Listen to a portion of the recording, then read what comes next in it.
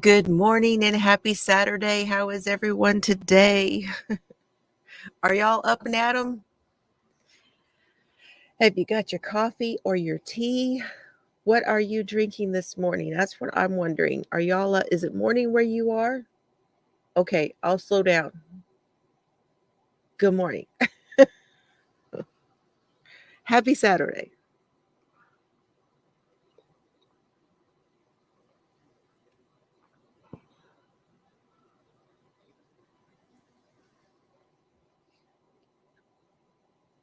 I've got Maxwell House medium roast this morning. Nope, that's not right. This tastes different. This one is one of the new ones that my daughter Chelsea sent me. This one is caramel something, community coffee. And in it, I have my almond creamer.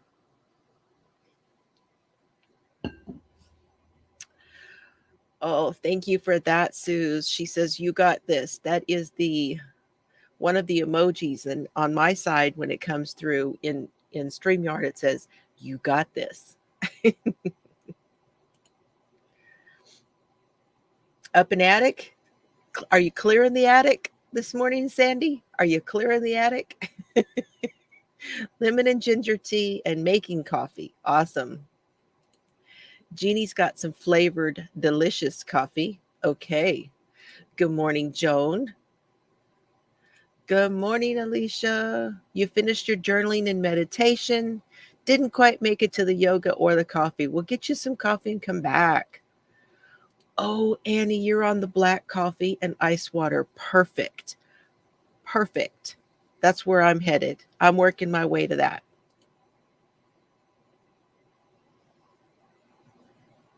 And I think I saw Kaz was here. Good morning, Kaz. Did I miss anybody? Hi, Frozen. How are you this morning? Hello, Dana. How are you today? Hi, Chels. Good morning, hon. You're up and at 'em. Good morning, Jean. How are ya? How are y'all?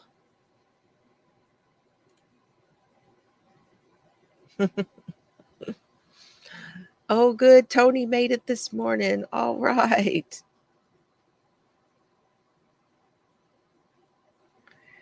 You repotted a hibiscus already this morning? And Spiderweb started working on cleaning. You're cleaning already. A spider wart. I wondered what that was. A spider wart. Ah. Good morning, Scout. Greetings and love from New York. Happy Saturday. 860 Maxwell House coffee was drank at 5:30 while walking your two pups. Awesome. Scout has a routine. We are talking talk about self-care today. What kind of self-care routine have you got going on? Good morning, Maddie Mae.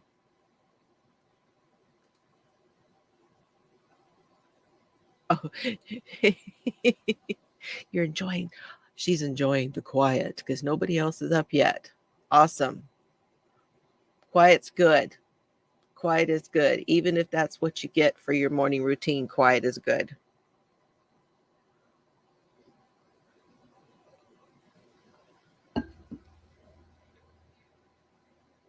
So this morning we're talking about self-care. And I really would like to know what you guys think self-care is. Do you have a self-care routine that you follow in the mornings? Something that gets you ready for the day.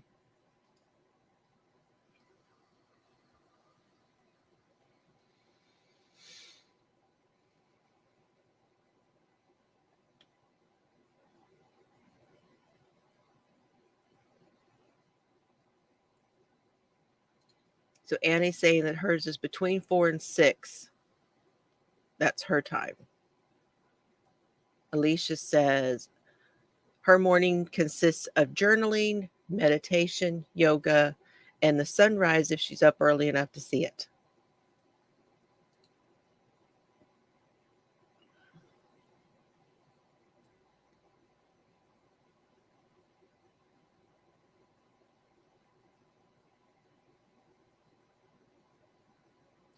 Anybody else got one? Oh, Diamond Girl says she gets up, puts on the coffee, goes to the bathroom, and that's about it.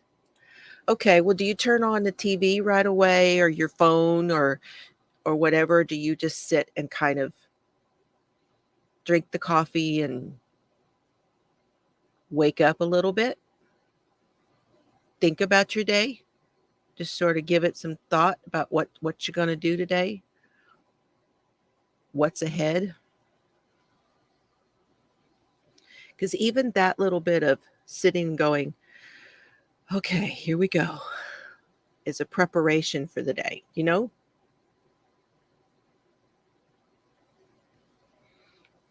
Right. I think that's a in a lot of ways that's a young mom thing. Chelsea says her me time is at night after everyone goes to bed usually. Yeah.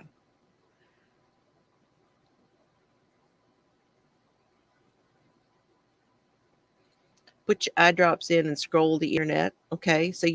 But you're still sitting quiet, not much else going on, I guess.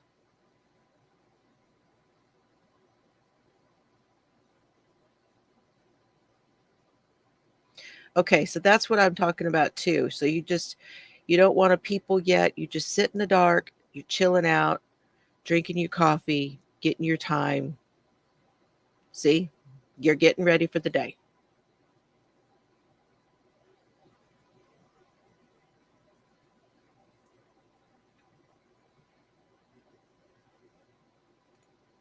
Okay, so you kind of do the same thing. I kind of figured most of us were in that area unless we do a little bit more. So, do your morning prayers, drink your coffee and disappear for a while. Good morning, Lori. I'm wondering what you do to prepare for the day. Do you do any kind of self-care in the morning, any kind of a routine where you're preparing for the day?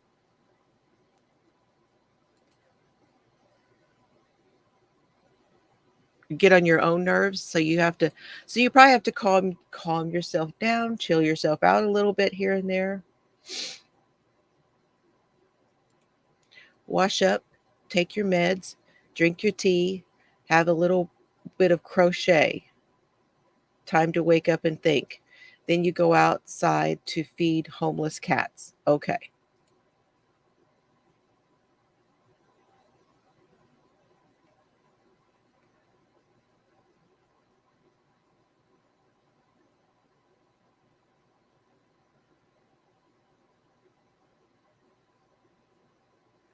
So you actually get up and do chores first. See, that's not exactly self-care, Cass. You get it up and doing some chores. But then you sit down and you take time and do a little bit, get your tea and your knitting. So you do some other stuff before you actually start you.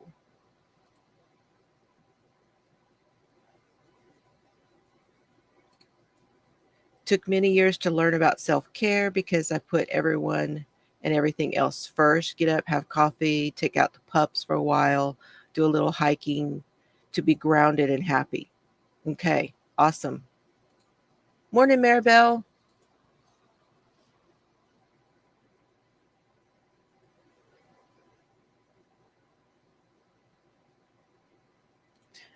So I've seen a little bit of a theme. So what are some self-care routines that I just want to kind of touch on a few of them that could be considered part of a morning routine.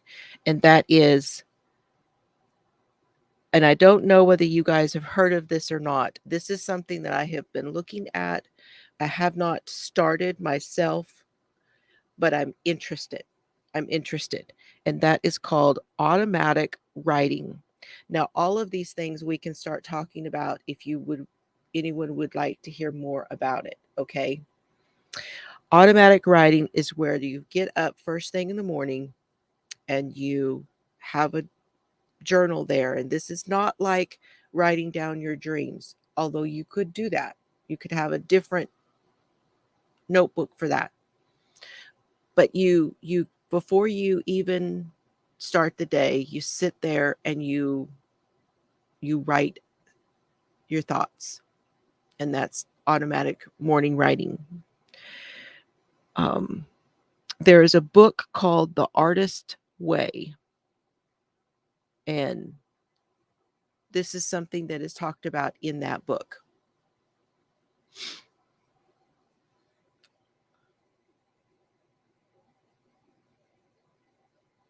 Accessing your subconscious. Okay. Thank you.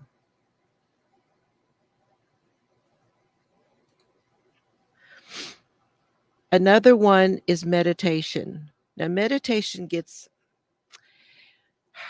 is something real, like this is what I was trying to say a minute ago. It's kind of different for everyone. So meditation could be actually purposely putting yourself in a state of mind,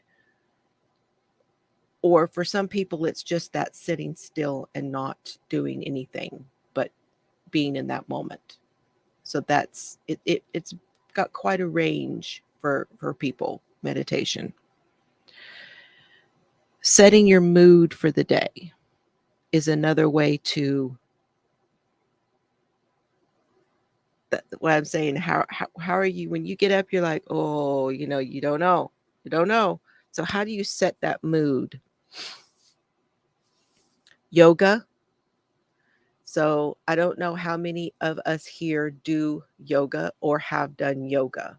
And I am curious about that. Can anybody in the chat say that they have done? I have done yoga, and I am interested in doing more.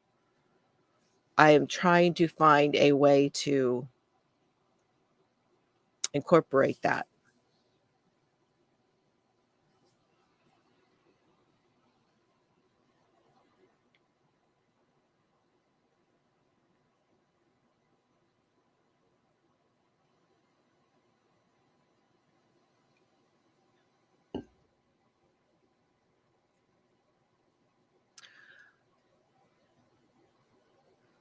Okay, Diamond Girl has done yoga.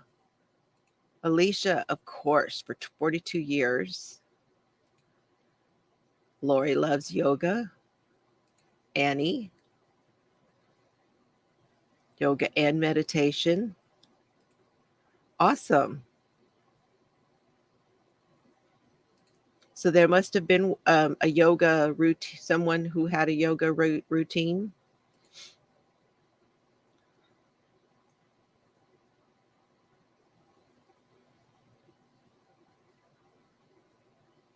Yeah, I would imagine the weather is affecting you these days, Frozen. I would imagine it is, because it's quite hot.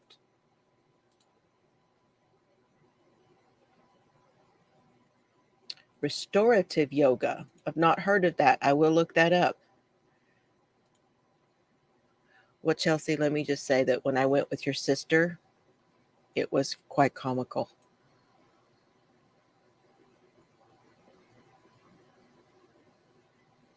It was pretty comical.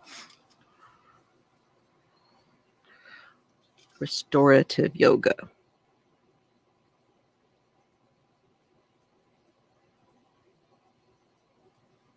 And in doing a little bit of looking around and trying to decide what I was going to be, oh, have a good day, Kaz, what I was going to be talking about, I kind of had meditation and yoga in the same boat, but they're different.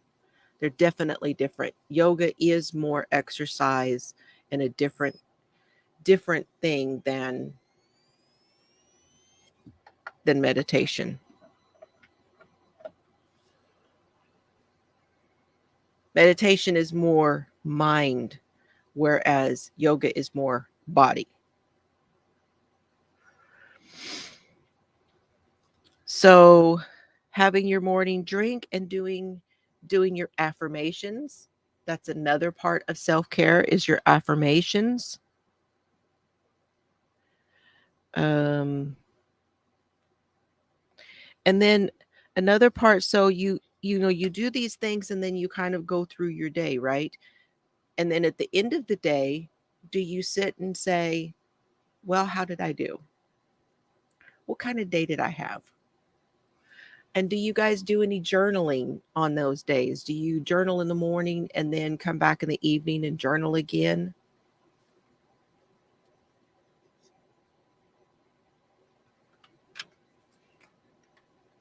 I think that is why I had them in the same category, really, Tony, is because it can quiet the mind also. But it is different. That's one's body and one is mind, but they do tend to come together. Absolutely.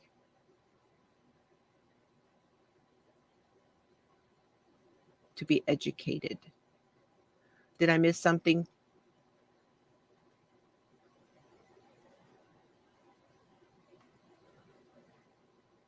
I'm not sure what you mean, Scout. Sorry. Yes, setting an intention for the day. What is today about? That's what I was saying, was like a mood, setting up the mood for the day. Setting the mood for the day is hard for me. Setting an intention would be better.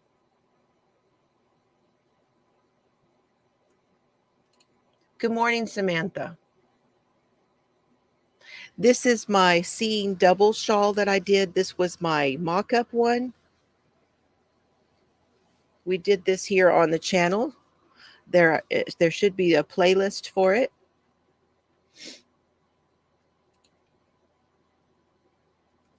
And I did it with my daughter Chelsea right there. She's still working on hers. She's going to be done soon.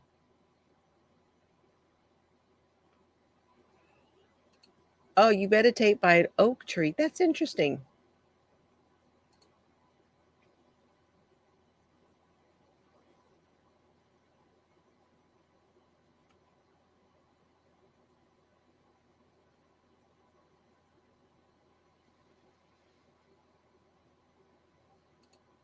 Yeah. So it's more about the stretching and the relaxing. Well, that is something I am wanting more out of it than the actual poses. So I will check into that. That sounds good. That really does sound good. I appreciate that. She's got 2 sections left, y'all. Then we'll be seeing Chelsea's.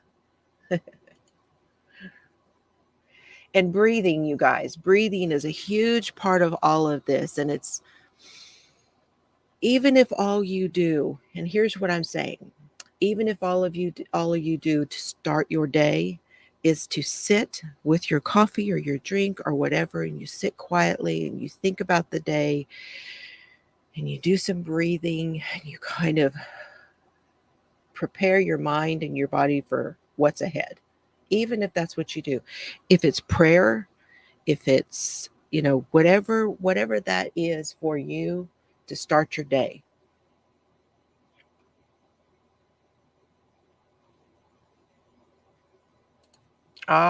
Dana says she's got a lot of journals, but she hesitates to write in them because she'd hate for her family to read them if something happened to her.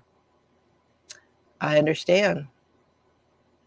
You could leave something and tell everyone, just don't read them, please.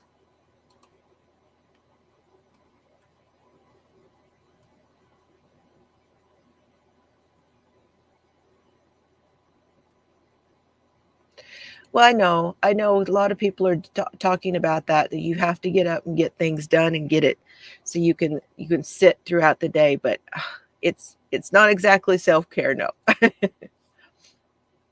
Good morning, Mary.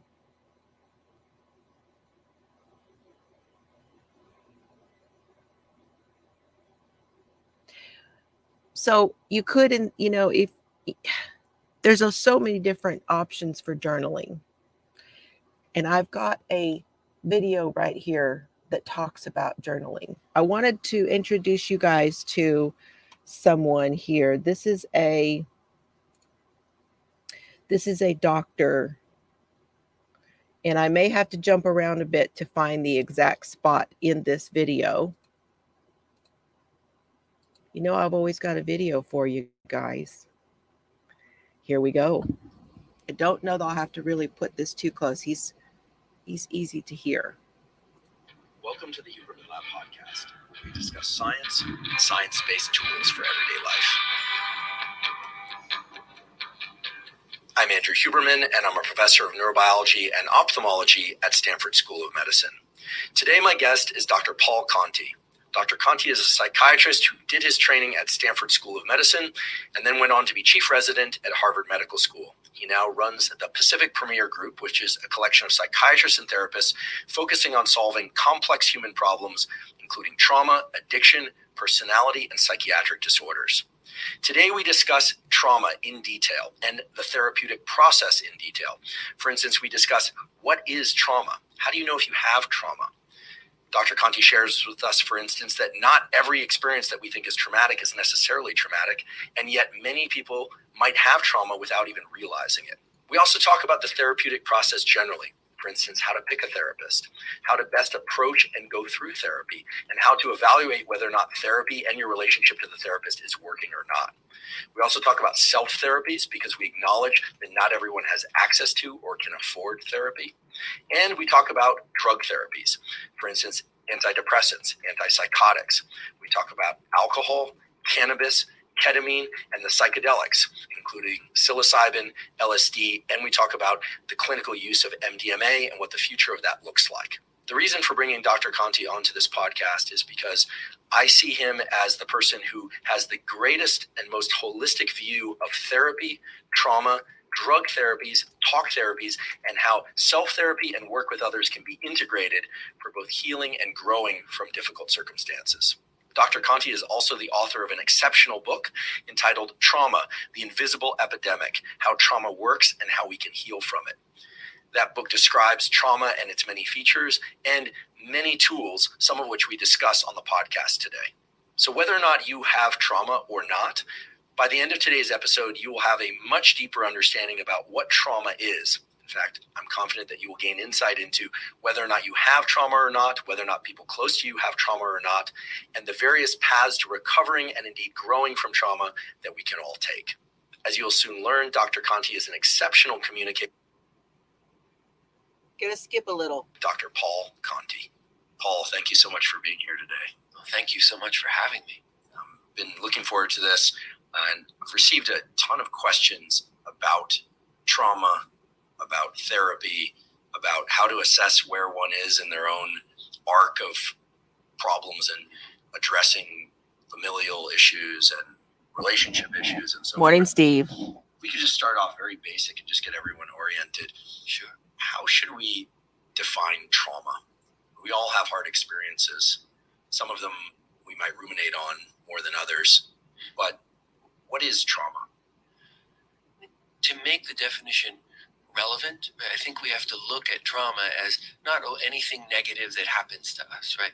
But something that overwhelms our coping skills and then leaves us different as we move forward. So it changes the way that our brains function, right? And then that change is evident in us as we move forward through life.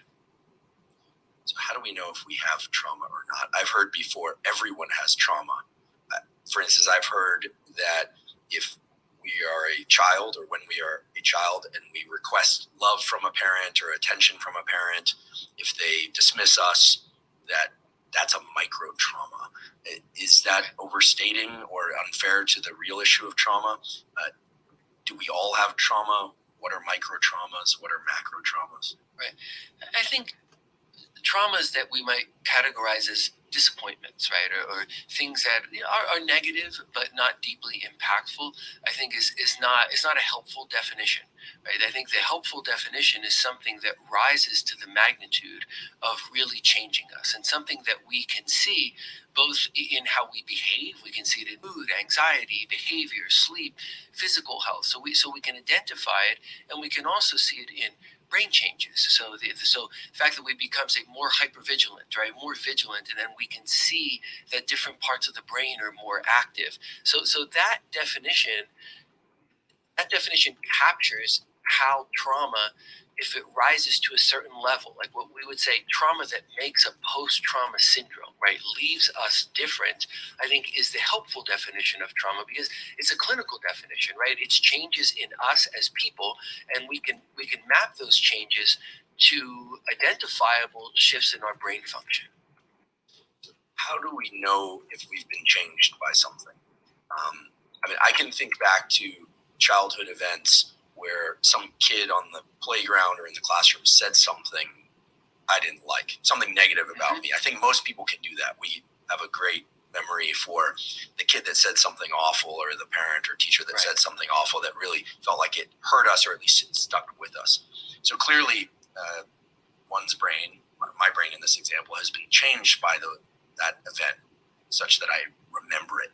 But how do we know if something has actually changed the way that we are? Because, of course, we don't know how we would be otherwise. Right.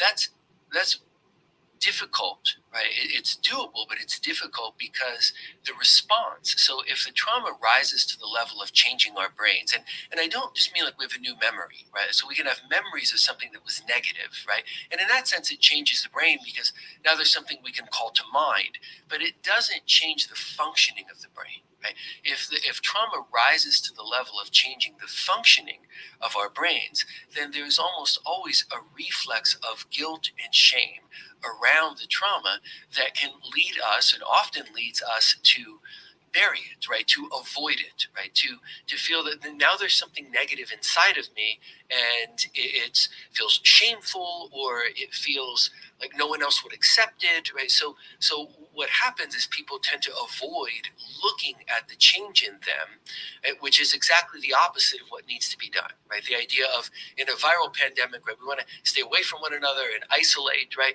But with the trauma epidemic, we need to communicate with other people. We need to communicate and put words to what's gone on inside of us. And very often, a person knows. I mean, I've done so much clinical work over about 20 years that has focused on trauma. And a lot of the times the person knows, right? But they're not admitting it to themselves because they're afraid of it, right? They don't know what to do.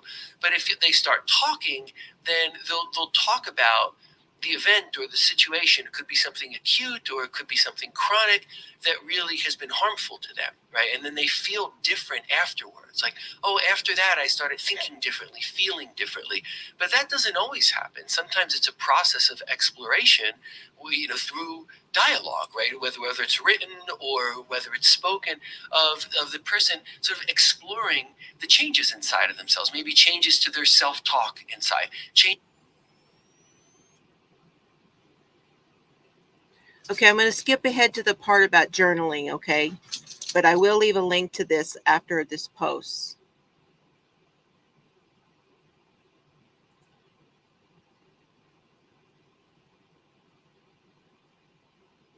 Hold on.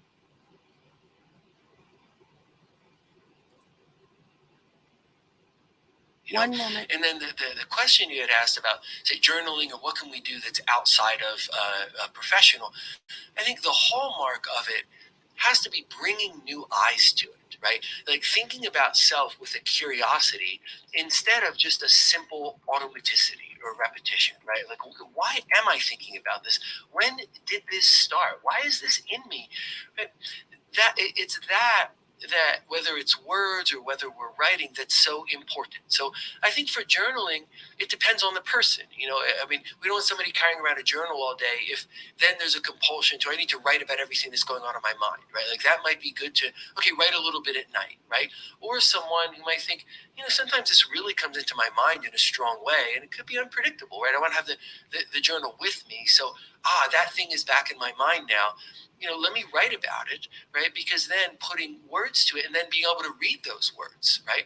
And when people read, even do a little bit of journaling, and they read like, oh, I thought again about how I'm a terrible person who can't have a good life because I was in such a bad car accident, or because that person attacked me, or because when I was in school I was bullied because I looked different than everyone else, right? Or acted different from everyone else.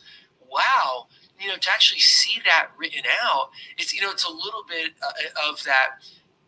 It's a little bit of that, like when you're saying it to someone as if it were someone else, right? Because now there's enough distance from it. Like I'm looking at the words I wrote, right? That we get some distance and we can start to integrate some of the, not just the compassion, but integrating compassion and logic, right? Of like, okay, I feel a sense of compassion. Oh, wait, what does this mean? What really happened here, right? And gosh, I did start thinking differently after that. I started that's where this came from, right? That's why I'm saying this.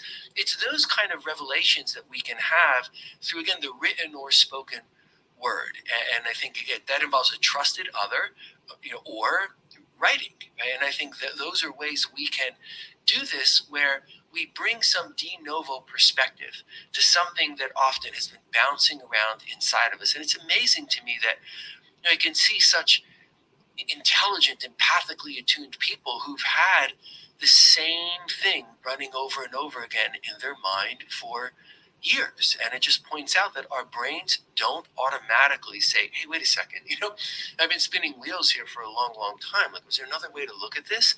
We need something from the outside, which can just be knowledge, right? Which is why I think what we're doing here, or the reason I wrote the book that I wrote, was like apprehending this, like, amazing surprise to me, right? Which is like, wow, like some huge percentage of everything I'm treating is rooted in trauma and the opacity of trauma, right? Which is why we don't see that, the depression, the panic attacks, the life change, the addiction, the maladaptive choices, like, this is all coming from trauma, because it hides itself in that opacity. So we need a de novo perspective if we're doing it on our own, and we need that if we're doing it in therapy, which might link to like finding the right therapist, right? Which is also part of your question. Yeah.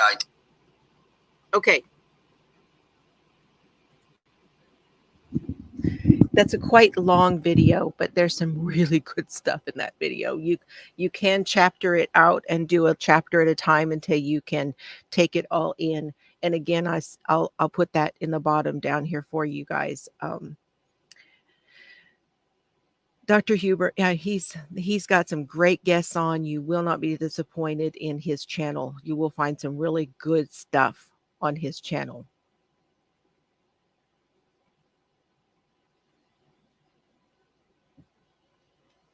So I just wanted to bring in how journaling has a perspective in your self-care. So yeah, I still have not got through the whole video, Alicia.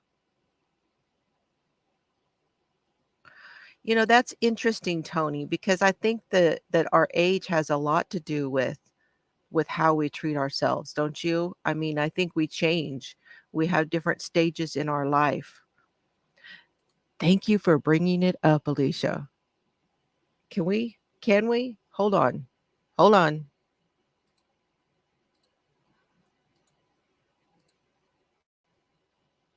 For just a moment. Yeah. Can't go wrong watching. Oh my goodness. But yeah, I think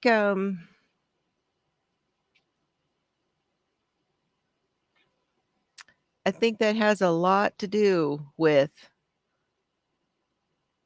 self-reflection. I don't know that we do a ton of self-reflection when we're younger. I don't know if we do. So I just think that it does change as we go along in the stages of life. Not just an age thing, but in the stages of life more than that. At least that's what I think.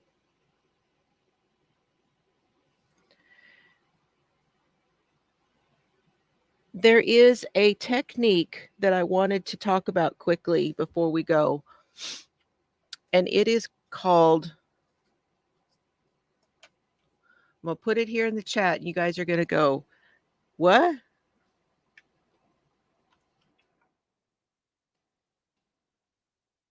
And this is a coping, what I call a coping technique. So has anybody ever heard of this one? Anyone? I know Chelsea has. 5, 4, 3, 2, 1 technique.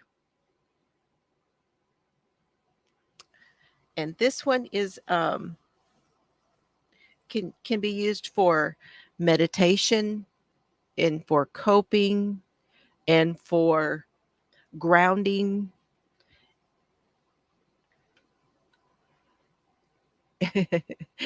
Blast off. 5, 4, 3, 2, 1, go. That's what Steve's thinking this morning. So 5 is 5 things. You list 5 things you see. Then you do 5 things you feel. 4 things you feel. And then you do 3 things that you hear.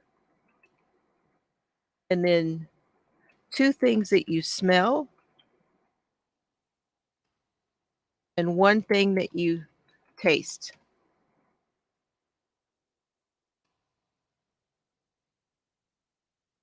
Take care, Annie. Have a good day the rest of the day. I hope you can reset yourself and feel better. Drink lots of water. Talk to you later. I appreciate you being here.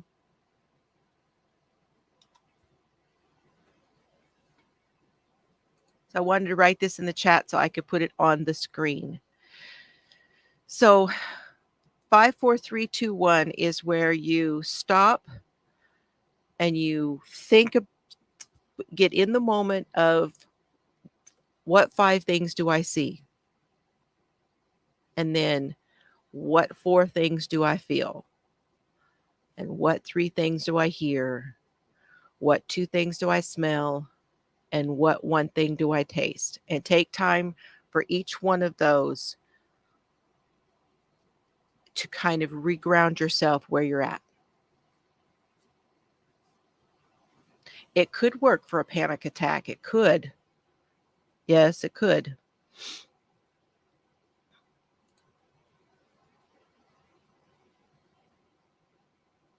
Oh, sorry. If you're writing that down, here you go. I'll put it back on the screen for you. It brings you back to the present moment. So 5 things you see, 4 things you feel, 3 things you hear, 2 things you smell, and 1 thing you taste in that moment, right at that moment.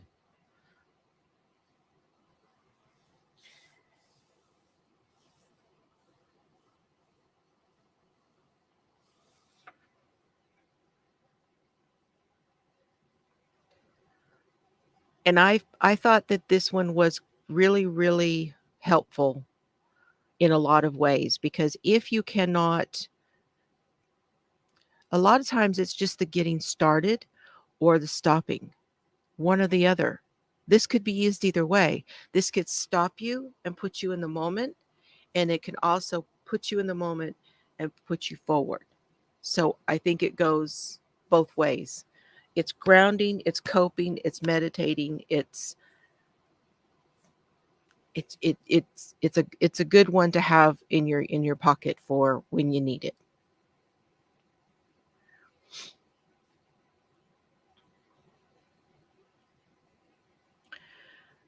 So that is where I am at. I also would like to mention that I have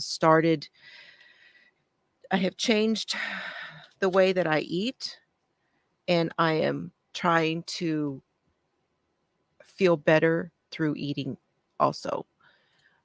Food is another very important side to, because if you're not feeling well, if you're having issues, if you're tired, if you have physical things going on, changing how you eat is another huge way to turn things around for you.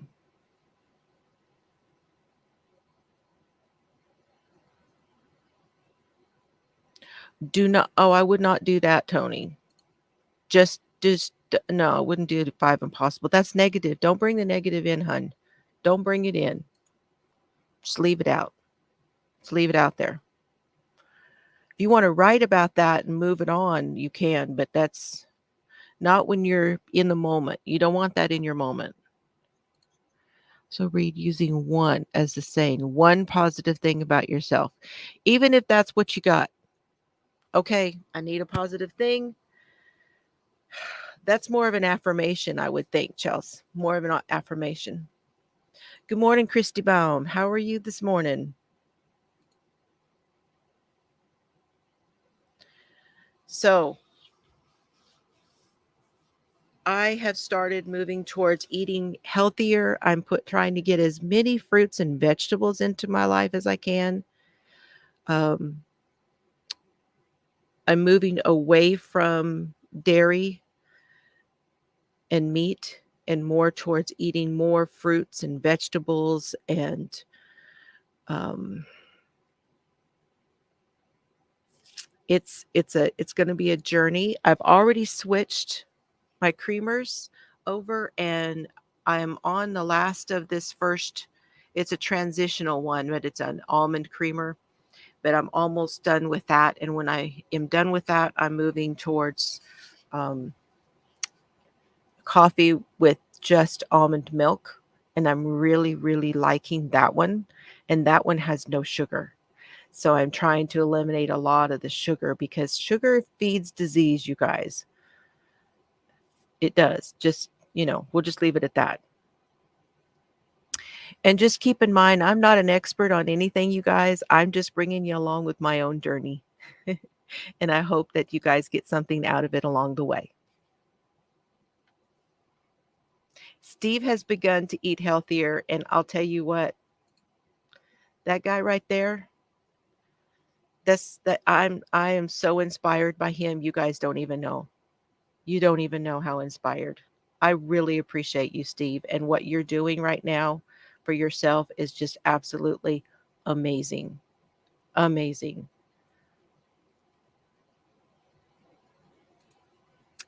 So you're doing Whole Foods and you've lost 30 pounds. That's excellent, Dana. Excellent. Uh-oh. Duty Ron. Mystic, Connecticut, away from the missus for the weekend, sending love and to all here in the chat. Glad to hear you're on a health journey. Oh, thank you. Thank you. I appreciate that.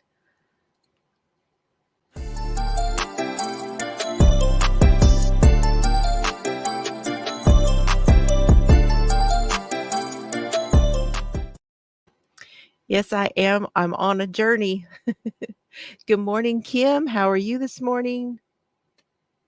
Good to see you. Yes, and Steve is, and I'm telling you, he is inspiring me. Thank you so much, Judy Ron, for that super chat. I appreciate that. I really appreciate that. That's going to get my day going too. I hope you have a safe trip. Uh-oh, he's in your neck of the woods?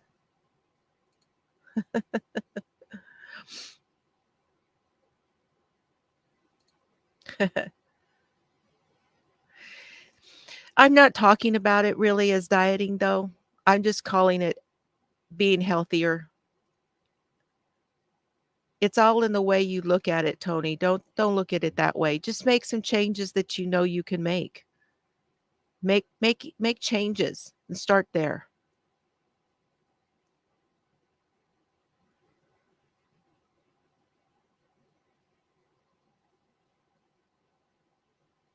Now, cinnamon is good for you.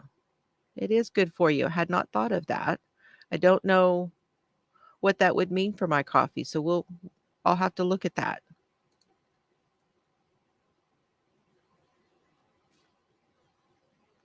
Yeah, where is Mystic? Where is he said Connecticut. Yeah. I bet it's pretty.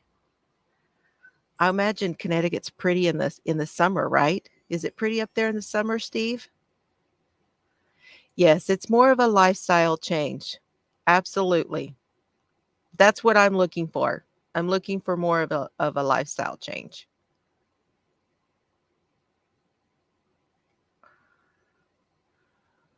Yep, it does. What do I eat? So I have sometimes in the morning I'll have oatmeal. Sometimes I will have toast with peanut butter or toast with avocado. That's kind of what my breakfasts are. Or I might have a smoothie.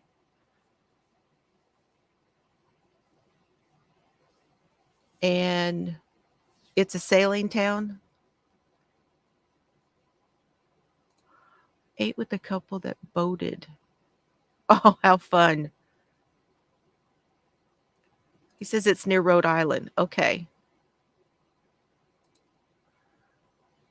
The S&P Oyster Company.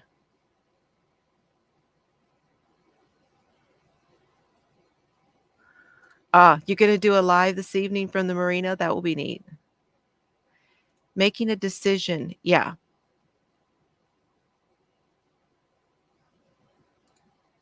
Yeah, making decisions on what to eat is hard, especially eating out. And I have not approached that just yet.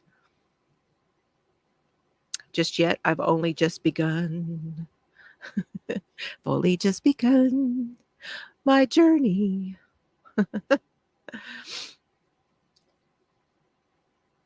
But hi, Patricia. Yeah, I bet sunrise would be pretty. Gosh, the pictures I get from Alicia from the water are just so beautiful.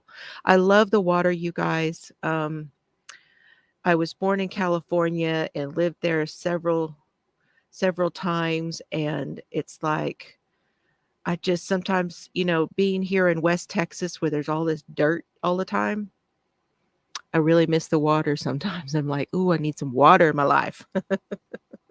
It's good to see some of those pictures.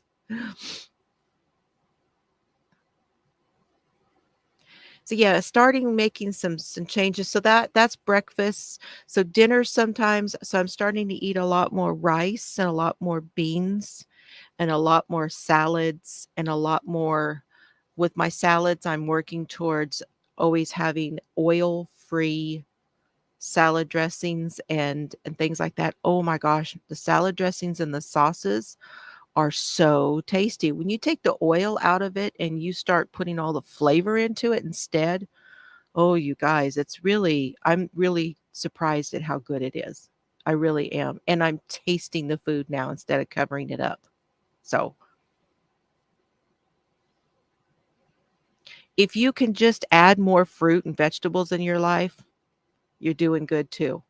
Add more fruit and vegetables, you guys. 7 servings of vegetables a day. And I'm not sure how many servings of fruit it is. That is, I think it's 4 or more.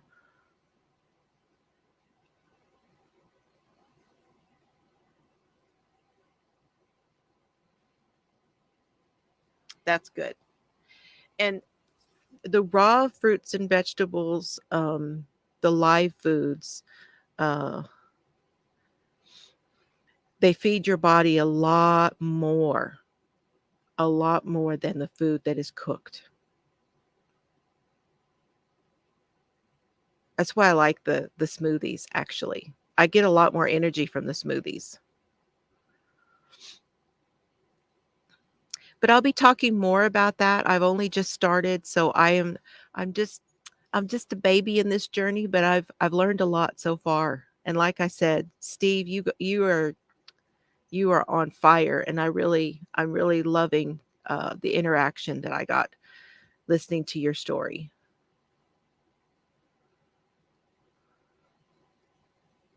No, I'm not near Austin. I am 5 hours from Austin.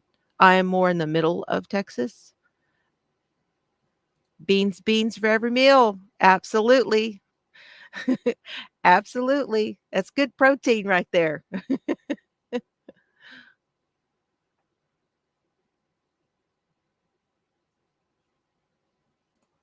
Well, then you should know a little bit about this, huh? Oh, that's funny.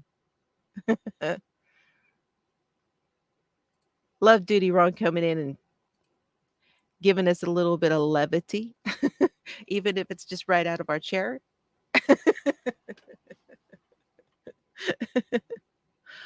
Oh my goodness. Okay, you guys, on that note, I am going to go and start my day. I appreciate everybody for coming in and for being here this morning for our Saturday morning. Um, I hope I gave you some things to think about. I will put the video link down below for you guys. And yeah, laughter's good medicine too. It definitely is. Yeah, Saturday morning comedy. It is good stuff. Thank you, Maribel. I appreciate you guys for being here. I really do. You guys have an awesome day. I love y'all and have fun today. And I will see you tomorrow for Sippin' Sunday.